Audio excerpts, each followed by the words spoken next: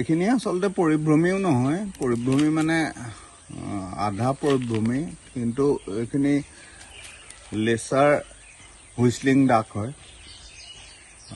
এইটো bird headed গুজ নহয় মই যেনেকৈ ভাবিছিলোঁ, কিন্তু হ'লেও বহুত সংখ্যক ইয়াত আহিছে। আৰু আমাৰ ইয়াত যিখিনি আমাৰ বেটেলিয়নৰ গোটেই মানুহখিনিয়ে তাহাঁতক মৰমত ৰাখিছে। মই বহুত সময়ত নাথাকোঁ, তথাপিতো তেওঁলোকে কোনো এটা তাহাঁতক ডিষ্টাৰ্ব নকৰাকৈ আমাৰ ৱাটাৰ বডি এটা আছিলে, তো তাতে তাহাঁতি আশ্ৰয় লৈছে।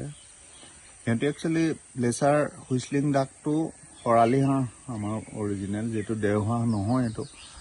এইটো সিহঁতি নক্টাৰ্নেল হয়, তো ৰাতি সিহঁতি গুচি যায় ক'ৰবাত ফিডিং কৰে, আৰু দিনটো আমাৰ ইয়াতে থাকে। একধৰণৰ এটা পৰিৱেশ গঢ়ি তুলিছে। আপোনালোকে আহি সেইদিনাখন দেখিলে আমাৰ 4 ডিচেম্বৰ, তো সেইটো বৰ এটা আমাৰ প্ৰকৃতি সংৰক্ষণৰ দিশত এটা খুব ভাল কাম হৈছে ইয়াত।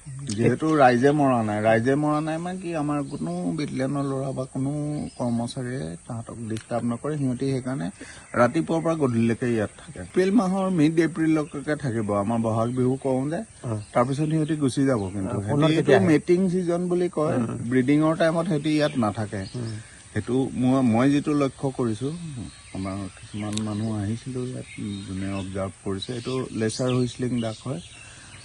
লেচাৰ হুইচলিঙো কৰে, ইণ্ডিয়ান হুইচলিং ডাকো কৰে। সিহঁতি এটা কিচিৰ মিচিৰ শব্দ কৰে তাৰমানে আকাশখনত, কিন্তু বহি থাকে সিহঁতি বাঁহৰ মুঢ়া নিচিনা বহি থাকে তাৰমানে। চৰাইমাৰীততো চৰাইখিনি বহুতো আছে। আমাৰ এই অসম গৌৰৱ ৰুস্তম বসুমতাৰী আহিছিলে, গোটেইখিনি অবজাৰ্ভ কৰিছেও ইয়াত, কাৰণ ভূঞাপাৰ ৰেঞ্জটো বাৰ্ড অবজাৰ্ভেশ্যনৰ কাৰণে ইয়াত চব মানুহ আহেও। কিন্তু আমাৰ এই বেটেলিয়ান কেম্পাছটো যিহেতু ইয়াত গছ গছনি বহুত হৈছে, আৰু আমি কাটিবও কোনো গছ গছনি নেচাৰেল ভেজিটেশ্যন কটা নাই, বা যিখিনি আমাৰ হেৰিয়াত লগাব খুজিছে সেইখিনিও প্ৰতিপাল কৰি পেলাই ডাঙৰ হৈছে।